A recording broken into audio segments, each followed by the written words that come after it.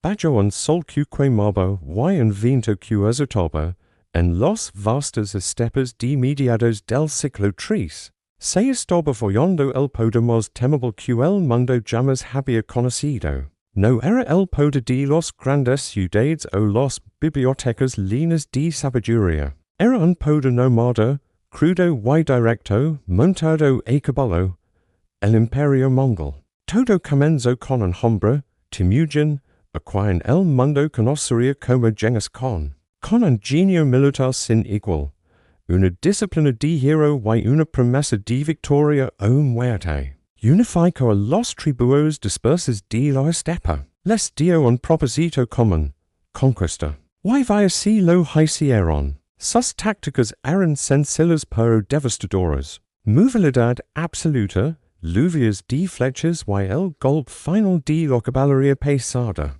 Los ciudades que se resistían eran borradas del mapa como advertencia. El terror era, en sí mismo, un arma. A la muerte de Genghis, el imperio no se desmoronó. Se dividió, pero sus herederos continuaron su legado de expansión. Y uno de ellos, Caboicon, nieto del gran conquistador, se hubo con un imperio en mayo. No se conformó con los estepas. Su mirada estaba fija en las ricas civilizaciones del sur. Se estableció en China, derrocando a la dinastía Song, y desde su lujosa corte en Xanadu sus ambiciones no tenían límites. El mundo entero debía heredarlas. Fue en este contexto, alrededor del 1257, cuando los ojos de los siglos mongoles se posaron en un reino alza. En lugar de montañas cubiertas de jungla, ríos sinuosos y arrozales. En lugar que en sus mapas aparece como Maivit. Pero Caboicon, este reino no era un objetivo por su riqueza, sino un obstáculo estratégico. Una pieza necesaria en el tablero. Controla Maivit significaba asegurar el flanco sur para luego estrangular por completo a los Song. Y también abrir la puerta a más conquistas en el sudeste asiático. Era, en su mente, un simple paso lógico. Así que, siguiendo su protocolo habitual, una delegación mongola cruzó la frontera. No eran diplomáticos en el sentido común, sino emisarios con el peso de un imperio a sus espaldas. Se presentaron ante el rey Trantaitong en la capital Fanglong. El mensaje que llevaban no era una propuesta, era un ultimátum. No había lugar para negociaciones. La exigencia era clara y brutal. Enviad a vuestro propio monarca como tributo en vuestra corte. Abrid vuestras fronteras en vuestras tropas, someteos. Si os niegue, nuestro ejército vendrá. Y cuando lo haga, la destrucción será total. No habrá piedad. La corte de Maivit se sumió en un silencio helado. Todos conocen las historias. Sabían del destino de la poderosa Persia, de las ciudades resididas en Asia Central, de la imperable María de Hero que venía del norte. El miedo era un saber tangible en la boca. Algunos consejeros, presos del pánico, probablemente susurraron sobre la conveniencia de aceptar. Que podía hacer un reino pequeño contra la maquinaria que había vencido a todos? La resistencia parecía un suicidio. Pero el rey Trantaitong, y sobre todo, su hijo y comandante militar, el príncipe Tranquoctuan, más tarde conocido como el gran general Tranhungdao, bien más allá del miedo inmediato. Conocen su propio territorio. Conocen sus fortalezas invisibles. Mientras los enviados mongoles esperaban una respuesta de sumisión. Los líderes vietnamitas iniciaron un movimiento silencioso y desesperado. No era un movimiento de ejércitos hacia la frontera, sino de la población hacia la resistencia. La orden secreta se extendía como un rumor agente, hacia la capital. No dio nada útil al invasor.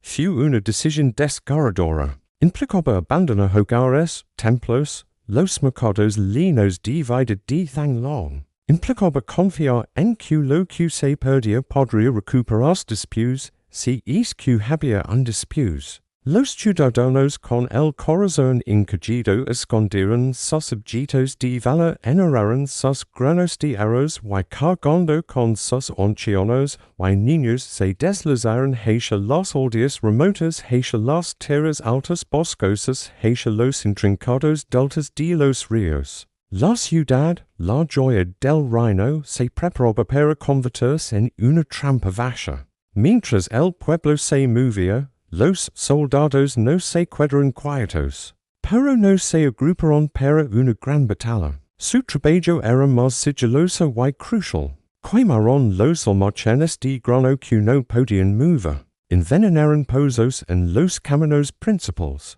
desmontaron puentes y crearon obstáculos en las rutas de avance. El plan no era dar un gran golpe, sino negar todo al invasor. Negar el alimento, agua, refugio y, sobre todo, negar al enemigo claro al que enfrenta. Finalmente, liga la respuesta oficial a los mongoles. No fue una sumisión, fue una negativa diplomática pero firme. El rey Trantiton, tal vez con una calma que no sencha, rechazó las condiciones. Sabía lo que eso significaba. Estaba provocando a la bestia. Pero era una provocación calculada. Estaba invitando al enemigo a entrar en un terreno que ya estaba siendo transformado en un campo de batalla a su favor. Y la bestia, efectivamente, se movió. Un ejército mongol, experimentado y confiado, cruzó la frontera norte.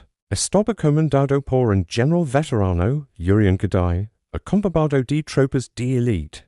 Avanzaron con la eficiencia habitual. Su caballería ligera exploraba por delante, sus columnas de infantería y arqueros seguían en un orden preciso. Esperaban encontrar resistencia en los pasos de montaña o en las orillas de los ríos. Esperaban batallas campales donde su superioridad numérica y táctica pudiera aplastar al enemigo. Pero no encontraron nada, o casi nada. Se toparon con escaramuzas, ataques relámpago de pequeñas guerrillas que surgen de la espesor. Disparaban unas cuantas flechas o lanzas. Y desaparecieron antes de que la poderosa caballería mongola pudiera reaccionar. Cada paso que daban era un esfuerzo. El calijo medio de la jungla, algo a lo que no estaban acostumbrados, los agotaba. Sus cruces armaduras de cuero y metal se convertían en hornos portátiles. Las enfermedades tropicales, transportadas por insectos que nunca habían visto, empezaron a diezmar sus filas de una forma más silenciosa y efectiva que cualquier espada. Las rutas que sus exploradores habían marcado en los mapas resultaban ser engañosas. Los puentes que debían cruzar no estaban. Los senderos estaban bloqueados con árboles caídos y trampas de estacas afiladas. Y lo peor de todo, no había comida. Las aldeas que encontraban a su paso estaban vacías. Los campos de arroz habían sido cosechados o quemados. Los pozos de agua estaban contaminados, provocando más enfermedades. La famosa logística mongola, que dependía de vivir de la tierra conquistada, se estaba desmoronando. Cada día que pasaba, el poderoso ejército se debilitaba, no por grandes batallas, sino por un enemigo invisible que le negaba la subsistencia. La frustración crecía en las filas mongolas. Eran los conquistadores del mundo, y estaban siendo derrotados por el hambre, last y la fiebre. La moral empezó a flaquear. El avance hacia tan long se volvió lento y penoso. Lo que debía ser una compoca rápida y decisiva se estaba convirtiendo en una marcha orgánica. A través de un infierno verde, el gran ejército se sentía como un gigante ciego, golpeando el aire, incapaz de encontrar a su escurridizo adversario. Finalmente, después de semanas de una marcha infernal, las vanguardias del ejército mongol divisaron las murallas de la capital, Thanglang. El premio final, el corazón del reino, se prepararon para el asedio. Esperaban una resistencia feroz, murallas repletas de arqueros, acet heaviendo, la lucha desesperada de un pueblo acorralado. Reunieron sus fuerzas, agotados pero todavía formidables, y se lanzaron al asalto. Las puertas de la ciudad se dieron con facilidad. Demasiada facilidad. Los soldados mongoles irrumpieron en los calles, listos para la batalla cuerpo a cuerpo que decidiría el destino del reino. Pero no encontraron a nadie. Las calles estaban desiertas. Las casas vacías. Los mercados silenciosos. El gran palacio real, abandonado. Uriankadai y sus hombres habían conquistado tan long, pero la victoria tenía un sabor amargo. El saber de la ceniza. Estaban en el centro del poder enemigo, pero no había poder que reclamar. Eran dugos de una ciudad fantasma, una trampa vacía y hostil, y se dieron cuenta, quizás demasiado tarde, de que la verdadera batalla apenas estaba por comenzar. El enemigo los había traído justo a donde quería. Muchas gracias por ver este video. Si te ha gustado, no olvides darle like. Suscribir y activar la campanita para no perder nuestras próximas historias. Hasta la próxima. Pasos de montaña, quizás alguna fuerza desplegada para defender la capital. Pero lo que encontraron fue nada. Un silencio inquietante. Pueblos vacíos. Campos quemados. Puentes rotos. Avanzaban. Pero era un avance incómodo. No podían vivir de la tierra, porque la tierra les había sido negada. Sus líneas de suministro, que se extendían desde la lejana China, eran largas y frágiles. Constantemente hostigadas por guerrillas que aparecían y desaparecían entre los árboles. La confianza inicial comenzó a mezclarse con una frustración creciente. Y entonces, llegaron a las puertas de tan long la capital. Se prepararon para un asedio, para una gran batalla que justificaría su conpoca. Asaltaron las murallas. Y encontraron la ciudad abandonada. No había soldados en las almenas. No había ciudadanos en las calles. Solo el viento silbando entre los edificios vacíos. Habían conquistado una cascara. Una victoria hueca. Para los soldados mongoles, acostumbrados al botín inmediato como parte de su paga, aquello era desconcertante y demoralizador. No había riquezas que saquear, ni alimentos que tomar, ni mujeres que capturar. Solo un silencio opresivo y una sensación de que algo iba muy mal. Mientras acampaban en la ciudad fantasma, el verdadero dugo del territorio comenzó a actuar. El calor húmedo del verano vietnamita, muy diferente al seco de los estepes, los abrumó. La humedad se pegaba a la piel, el aire era pesado y difícil de respirar.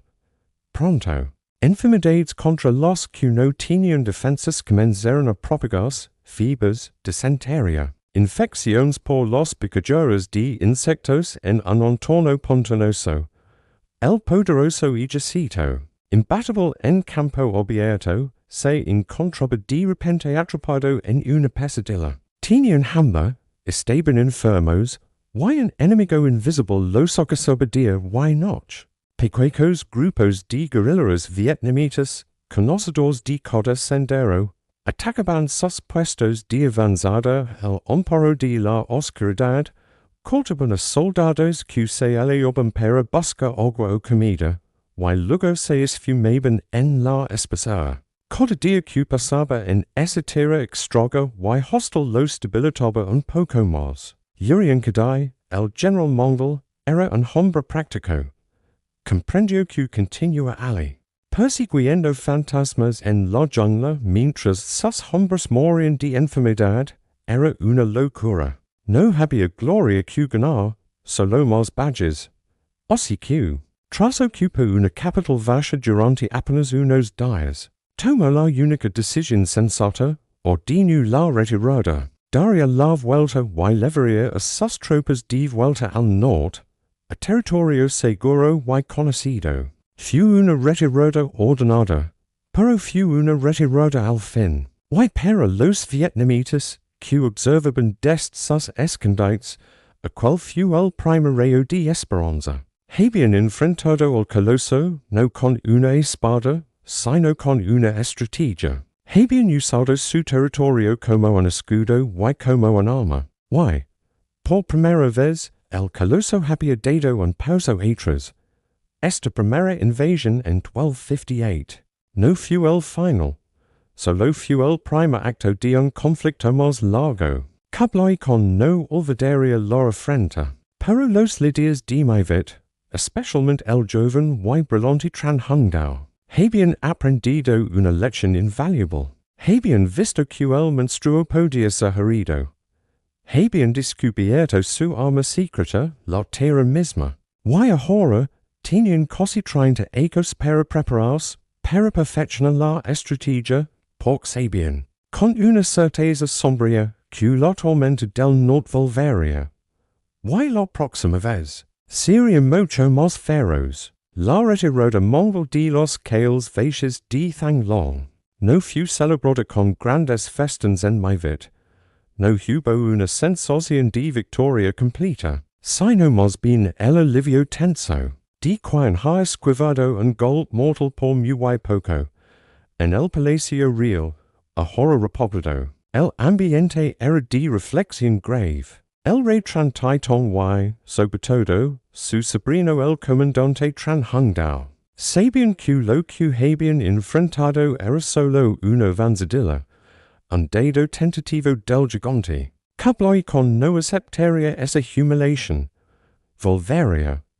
Y lo haría con una fuerza mucho mayor, buscando parar el insulto con fuego y acero. La lección de la primera invasión, sin embargo, había quedado grabado a fuego en la mente de los líderes vietnamitas. La estrategia de tierra quemada y retirada táctica había funcionado, pero a un costo emocional inmenso para el pueblo.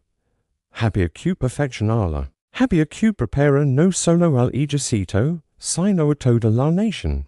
Desde el noble más alto hasta el campesino más humilde.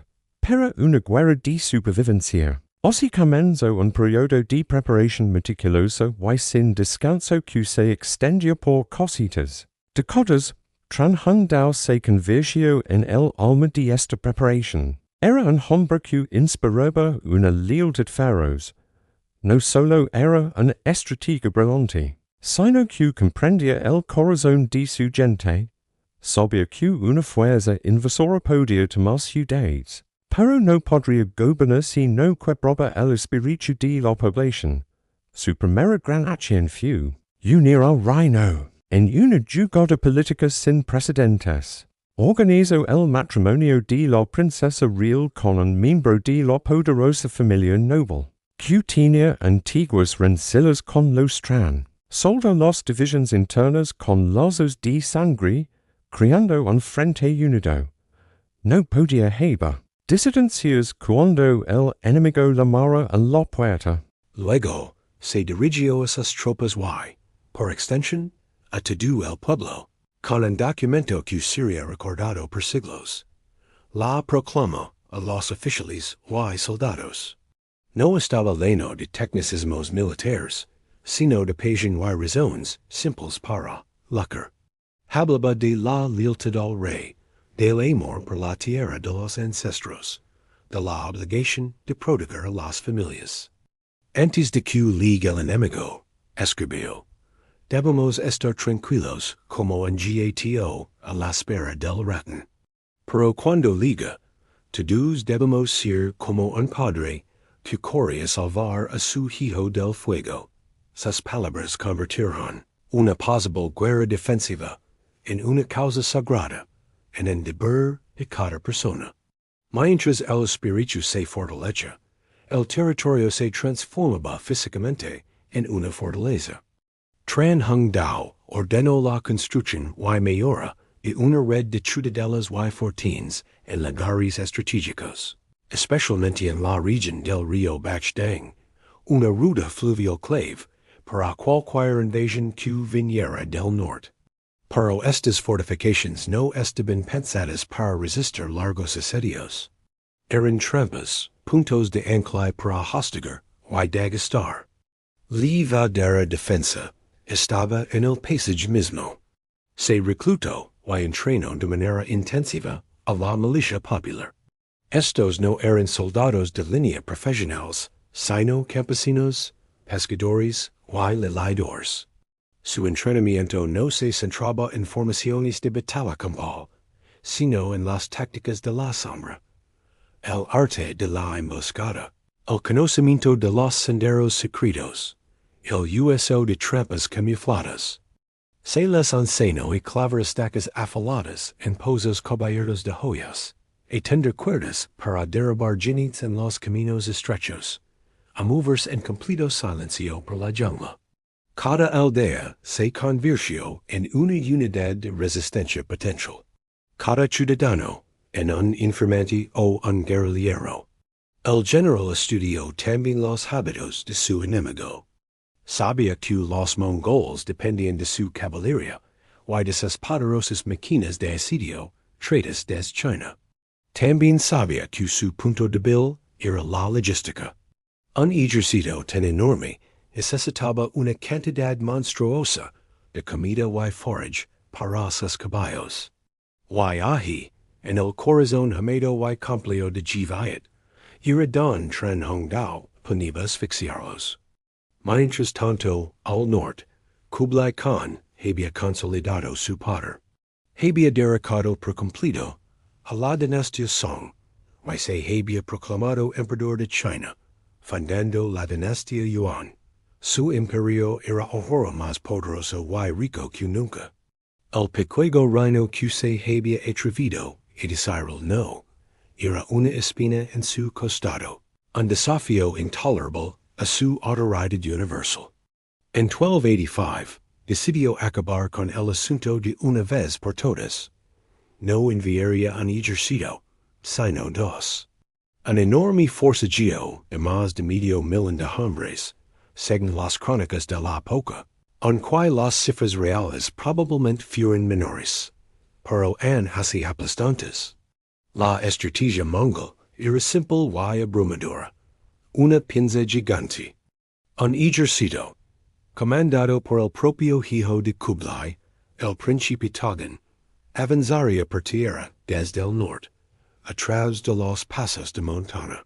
El otro, una enorme flota de barcos de guerra, y transport al mando del general veterano Sagatu, navegaría por la costa, y remontaría los ríos, levando tropas y suministros. El plan era converger sobre Thang desde dos direcciones, atrapar a los defensores y aniquilarlos. Parecía imparable. Las noticias del avance mongol recorrieron Jivayat como un escalofrío. Esta vez, la nube en el horizonte era negra como la pez. Tren Hong Dao no se inmutó. Puso en marcha su plan con una calma fatalista. De nuevo, la orden fue retirada estratégica. Pero esta vez no fue un acto de desesperación, sino un movimiento calculado de ajedrez. Las tropas vietnamitas, siguiendo órdenes precisas, comenzaron a ceder terreno de manera controlada. Taliban breves y feroces escaramuzas en los desfiladeros. Luego se retiraban. Dejaban que los mongoles avanzaran, cinchando la falsa confianza de la victoria. Mientras tanto, la población de las llanuras y las ciudades del norte fue evacuada de nuevo, de manera más ordenada y masiva. Los almacenes de grano que no se podían mover fueron incendiados. Los pozos, envenenados o tapados. El ejército mongol de Togan, a pesar de ganar terreno, encontraba el mismo paisaje hostil y vacío de décadas atrás, pero a una escala mayor. La flota de Sagatu, por su parte, remontaba los ríos. Encontró una resistencia escurridiza. Pequeños barcos vietnamitas, rápidos y maniobrables, atacaban por sorpresa, y luego huían río arriba, hacia aguas más someras y traicioneras, invitando a los pesados juncos de guerra Mongoles, e perseguirlos. Era una provocación constante. Un mosquito picando a un elefante. El príncipe Togan logró, tras duras batallas, tomar de nuevo la capital Thang Long. Y de nuevo, la encontró esencialmente vacía. La victoria se le atragantaba. Sus líneas de suministro por tierra eran interminables, y estaban bajo el constante acoso de los guerrilleros.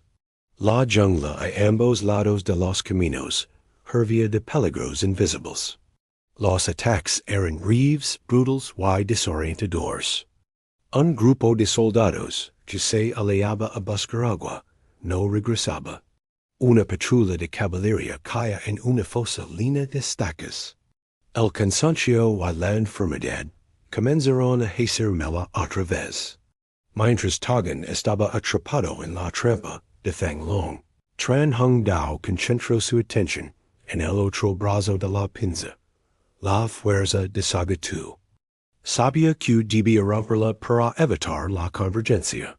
Con un conocimiento perfecto de las mares y las cursas fluviales, preparó una emboscada magistral en un afluente del río principal. Dejó que la flota mongol avanzara confiada, persiguiendo a sus veloces barcos señuelo.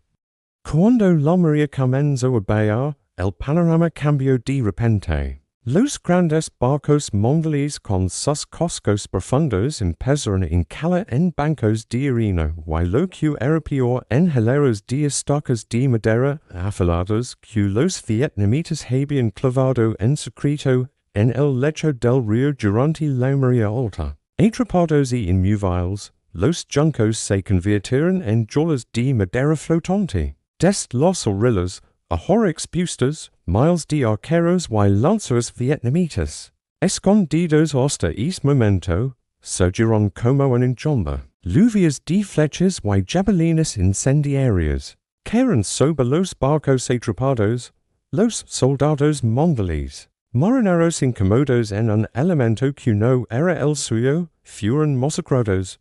Secreta, el comandante, logró escapar por poco, pero su flota fue destrozada. La noticia de este desastre fluvial llegó Togan en Thang Long.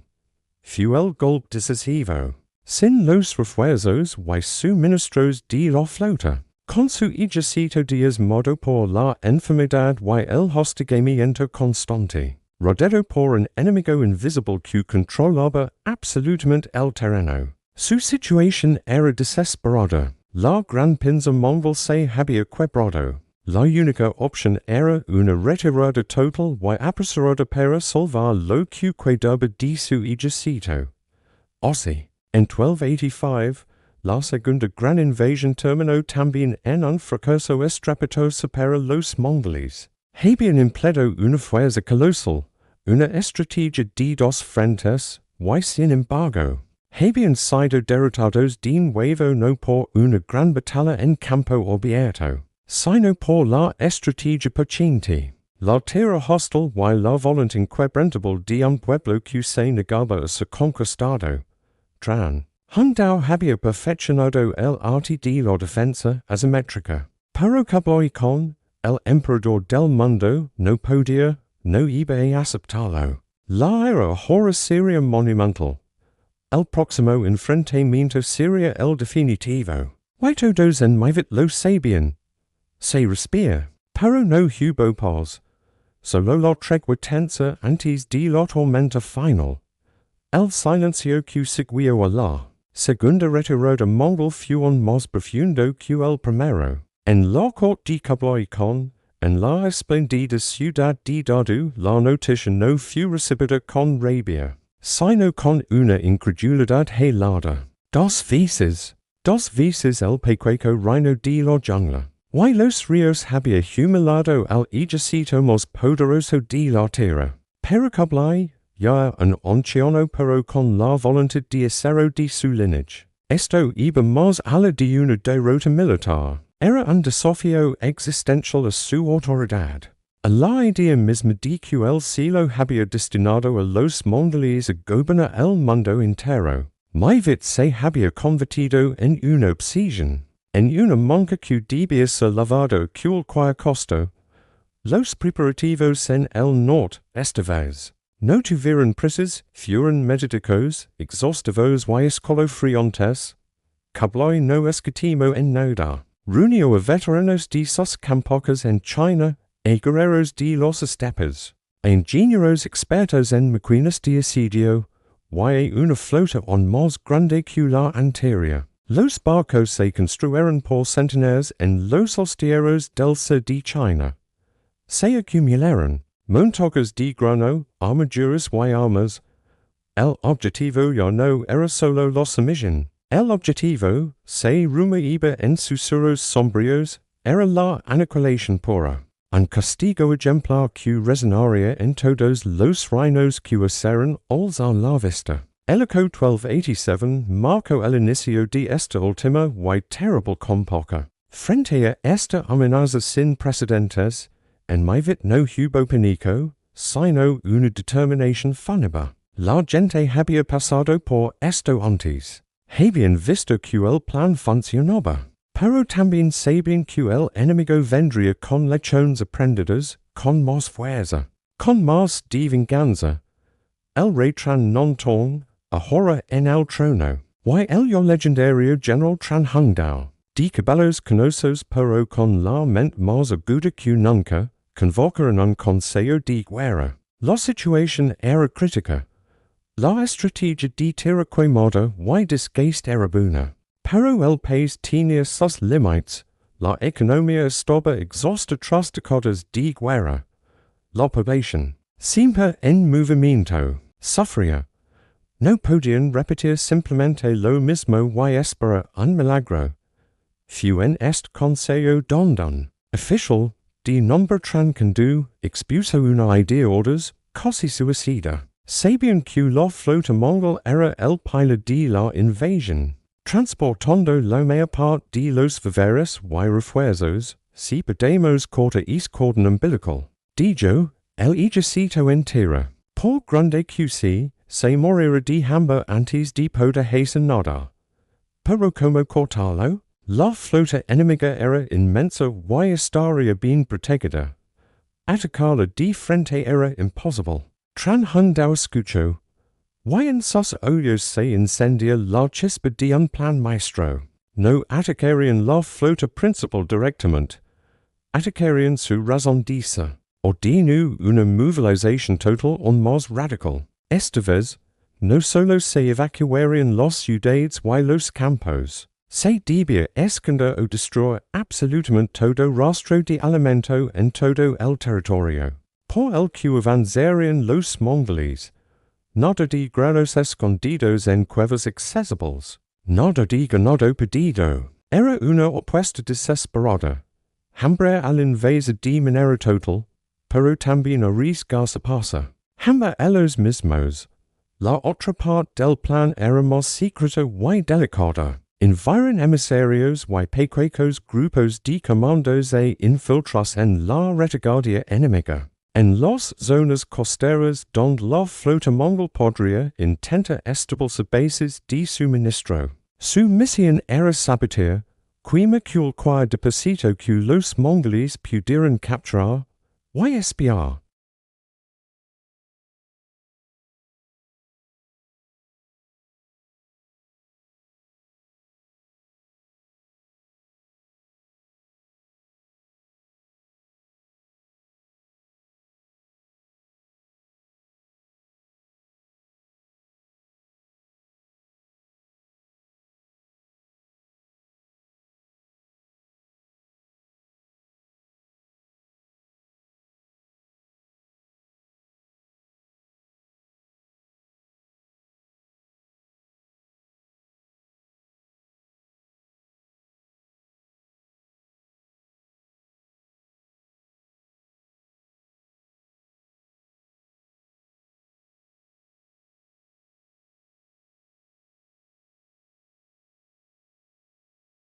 La batalla del Río Bogdang fue un éxito total y absoluto.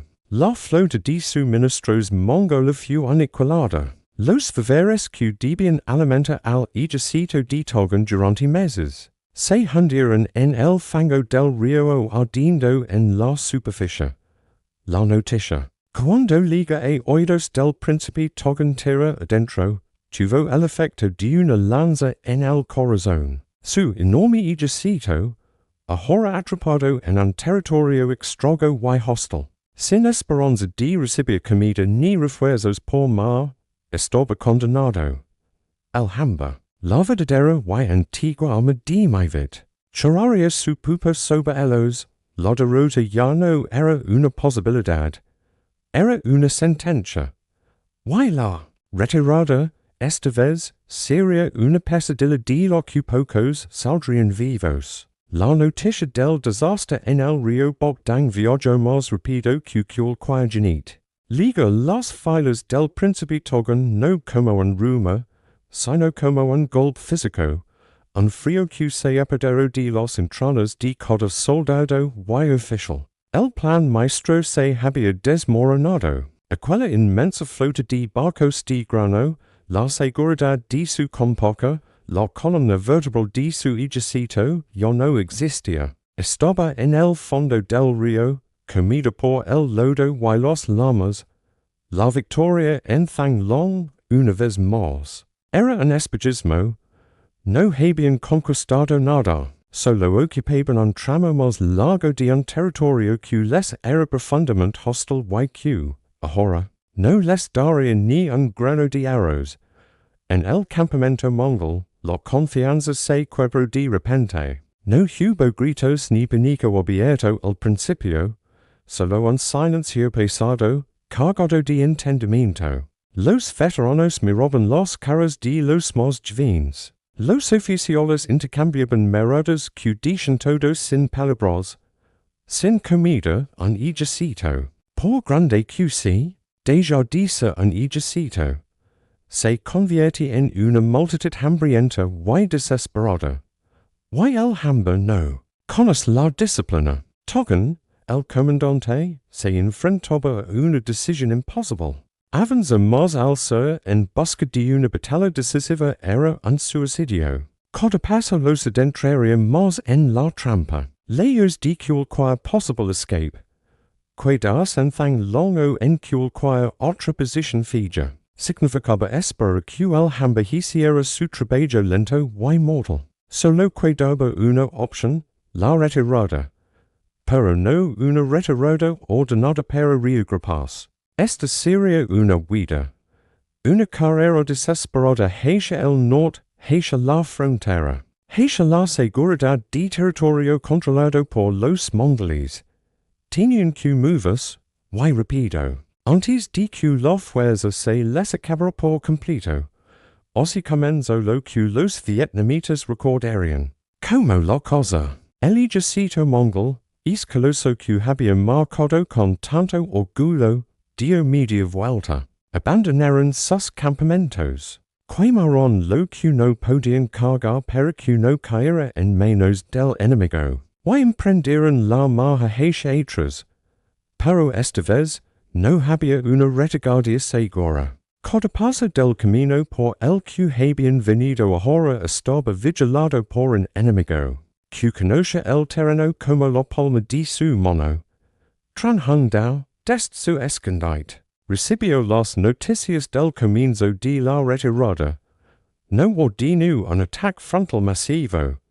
Eso habría sido despedir vidas en una batalla que ya estaba ganada. En cambio, dio la sigil para la fase final de su estrategia, el hostigamiento total. Los pequeños grupos de guerrilleros, que hasta entonces habían sido como mosquitos fastidiosos, se transformaron en llorias de lobos. Su misión ya no era solo molestar, sino matar, desmoralizar y acelerar la desintegración. La retirada mongol se convirtió en una pesadilla interminable. Cada punto que habían reparado a la ida estaba ahora destruido de nuevo, obligando a las columnas a desviarse hacia terrenos pantanosos, donde los caballos y los carros se atascaban. Codescendero en la jungla podia esconder una trampa de estacas afiladas o una emboscada relámpago. Grupos de arqueros vietnamitas, escondidos en lo alto de los laderas o entre la espesa vegetación, lanzaban nubes de flechas sobre los columnas en marcha. Y desaparición antes de que la caballería pesada pudiera reaccionar. El hambre empieza a cesar. Presa rápidamente. Los soldados mongoles, acostumbrados a vivir del saqueo, no encontraban nada. Las aldeas estaban vacías, los campos quemados o cosechados hasta la última semilla. Los caballos, la joya y el orgullo del ejército mongol, comenzaron a debilitarse. Primero se comía la hierba seca de los bordes del camino, luego los animales de carga. Finalmente, los propios caballos de guerra, esos compañeros de mil batallas, fueron sacrificados para alimentar a los hombres. Era una imagen del desastre total, el poderoso jinet mongol, ahora pie, arrastrandos por un camino polvoriento, la disciplina, fría hasta entonces, se rompió como un cristal. Los soldados empezaron a desertar en pequeños grupos, intentando buscar su propio camino a casa. Solo para perderse en la jungla y ser capturados o muertos por los milicias locales. Las enfermedades que siempre acechaban en el clima húmedo, la dysentería. Las fibras se cibieron con unos cuerpos ya debilitados por el hambre y el agotamiento. Los enfermos y los heridos eran abandonados a su suerte junto al camino, porque nadie tenía fuerza para cargarlos.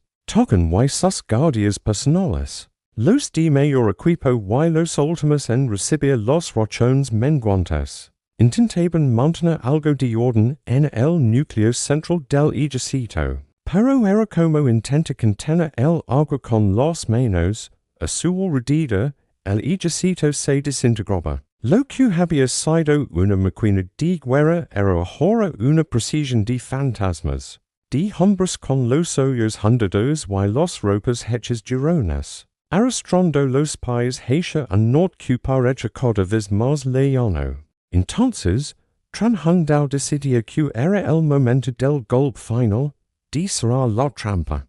Sabía que los mongoles intentarían cruzar la frontera por los mismos pasos de montaña, por los que habían entrado, ordenó a las tropas regulares frescas y bien alimentadas, que se adelantaron por senderos secretos. Su misión no era presentar batalla, sino ligar primero a los puntos estratégicos, los desfiladeros estrechos, los vados de los ríos. Los puentes de montaña, ali, cavaron trincheras, levantaron empalizadas y se atrincheraron. Cuando la masa desorganizada y agonizante del ejército, mongol liga, exhausta, a las puertas de su salvación, se encontró con un muro de lanzas y arcos. Los vietnamitas no atacaban, simplemente se mantenían firmes en las alturas, bloqueando el paso. Pero los mongoles fue el golpe de gracia. La desesperación se tornó en locura. Algunos grupos, con los últimos vestigios de fuerza, intentaron cargar contra las posiciones fortificadas. Fueron masacrados con facilidad. Otros, simplemente, se dejaron caer al suelo sin fuerzas para luchar o para huir. Lo que siguió no fue una batalla, sino una rendición en masa. Los soldados mongoles, individuos endurecidos por la guerra, empezaron a rendirse por cientos, luego por miles. Erigiban sus armas, muchos de ellos llorando de hambre y agotamiento. Los vietnamitas los rodaban, los desarmaban y los levaban como prisioneros. Entre ellos caía el general Secreta, el comandante de la flota que había logrado escapar del Bogdan. Lo para en contraste con este final entera. Fue capturado y ejecutado, un símbolo del fin de la invasión. El príncipe Togan, con un puñado de sus guardias más leales, logró escapar de la carnicería. Abandono a sui jacito, se interno en la jungla por rutas alternativas y. Tras una huida humilante y línea de peligros. Consiguió cruzar la frontera y regreso a territorio chino. Pero regreso solo, o casi solo. El enorme ejército con el que había partido para venga el honor de su padre. Y su imperio había dejado de existir. No fue derrotado en una gran batalla campal con nombre glorioso.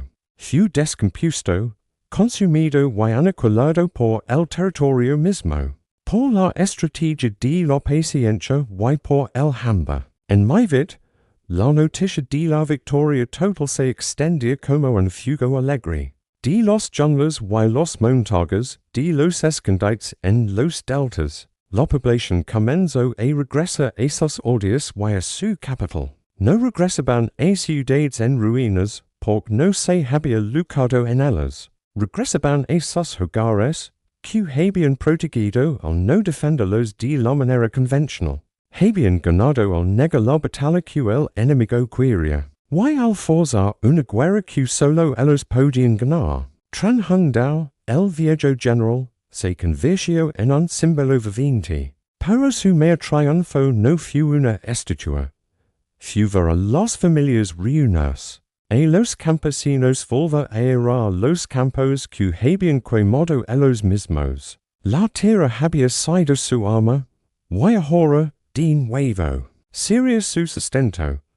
El coloso mongol había sido no solo detenido, sino destrozado. Y un pequeño reino había escrito una de las páginas más increíbles de la historia militar. Simplemente por entender que a veces la fuerza más poderosa no es la que se impone, sino la que resiste, se adapta y espera. El imperio más grande del mundo había chocado contra el espíritu de un pueblo, y la inteligencia de su tierra, y se había hecho áquicos. La noticia de la catástrofe final liga a la corte del gran con como un eco leono de una pesadilla. Kublai Khan, el emperador del mundo, el conquistador de China, el que había suado con un imperio sin fin, recibió las palabras de su hijo, el príncipe Togan, el joven, consumido por la venganza y el agotamiento, relataba como un ejército invencible se había desintegrado,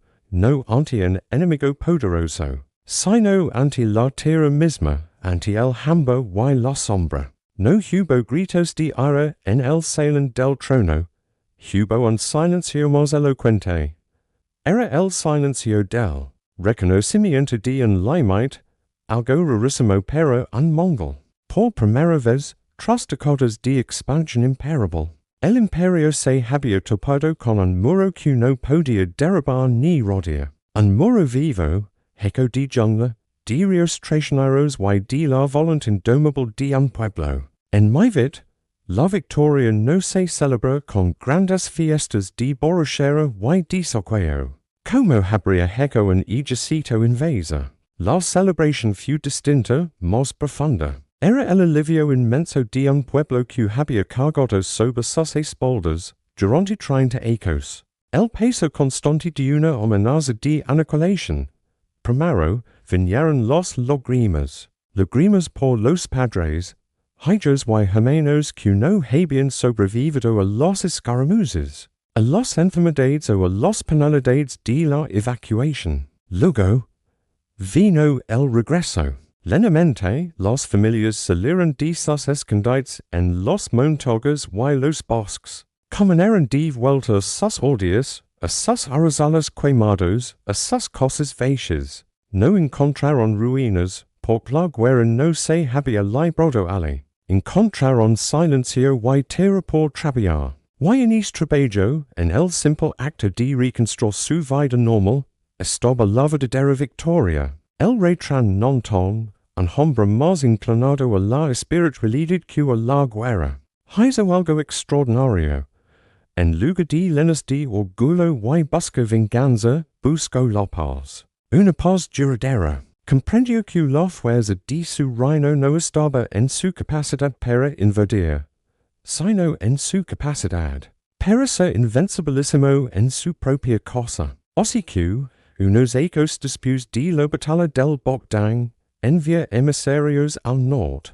No eran emissarios de Semisian. Sino de un reino soberano que se presentaba de igual a igual ante el emperador. Levaban regalos simbólicos, gestos de respeto diplomático. Pero en sus palabras había un mensaje claro, Mivit era libro y lo seria siempre.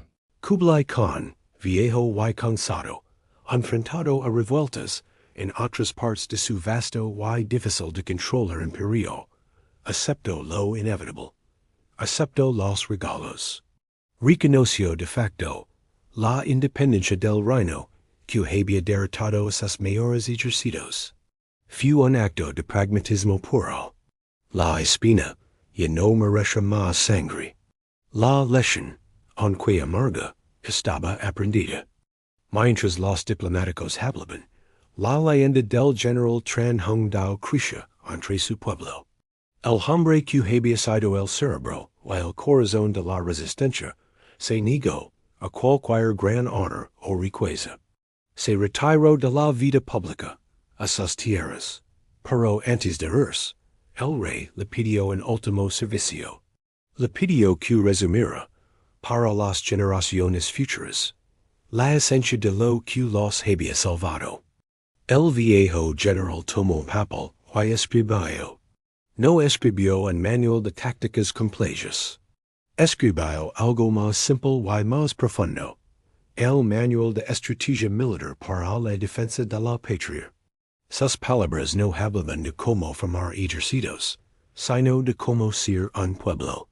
Decía cosas como, la base de la victoria está en ganar el corazón de la gente. Explicaba que un gobernante debe ser como un padre para su pueblo, y el pueblo como sus hijos. Hablaba de la importancia de la unidad, de que ricos y pobres, soldados y campesinos, debían ser como una gran familia cuando el peligro llegaba. Y luego, sí, detallaba la estrategia. Cuando el enemigo es fuerte y nosotros débiles, escribió, debemos evitar la batalla frontal. Debemos desgastarlo. Debemos usar el terreno en nuestro favor. Debemos ser flexibles como el bambú, que se dobla con el viento, pero no se rompe, para luego enderezarse con más fuerza. Estas ideas no se guardaron en una biblioteca secreta, se difundieron, se enseñaron, se convirtieron en el alma de la estrategia militar vietnamita para siempre. Habían descubierto, quizás antes que nadie de manera tan clara, los principios de lo que siglos después se llamaría guerra asimétrica. Como un pueblo más débil en fuerza bruta puede vencer un poder abrumador usando la inteligencia, el conocimiento del terreno y la voluntad inquebrantable. Con los ecos, los rostros de los reyes y generales se volvieron estatuas y recuerdos. Pero lo que no se olvidó fue la lechen. La lechen de que su tierra no era solo un lugar donde vivían. Era un aliado.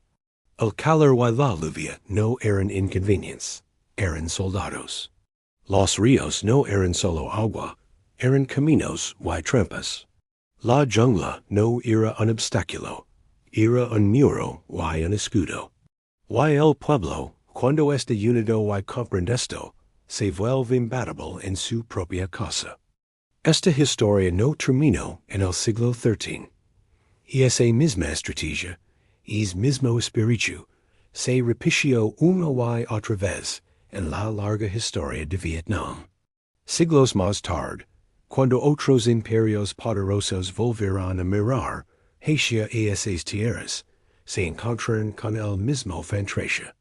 Un pueblo que parece retroceder, que desaparece, que no presentaba batalla donde se le esperaba.